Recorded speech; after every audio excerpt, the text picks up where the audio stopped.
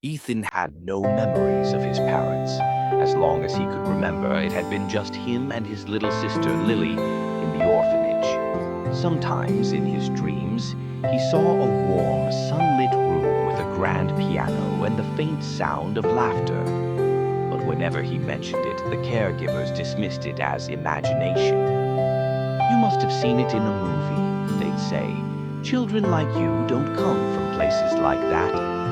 But Ethan wasn't sure. The memory felt too real. There was one thing he did have from his past, a worn-out leather case containing a violin. He didn't remember who gave it to him, but he knew how to play. It was the only thing that felt familiar, as if his fingers remembered something his mind had forgotten. Every evening, he would sit by the window and let the melody carry him away.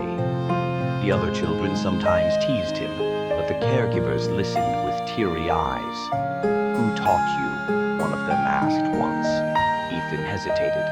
I don't know." Life at the orphanage was difficult, but he endured it for Lily. She was his only family, and he had promised to protect her. However, as time passed, Lily grew quieter. The other children bullied her, mocking her curls and freckles. She never told Ethan, but he knew. One evening, she whispered, "I want to leave this place." Ethan held her close. "One day, I'll take you away. I just need to be older." But Lily shook her head. "I can't wait that long." Then, one winter night, she fell ill. At first, the caregivers dismissed it as a cold, but Ethan saw the way her breathing grew weaker, the way she shivered even under thick blankets. When they finally called a doctor, it was too late.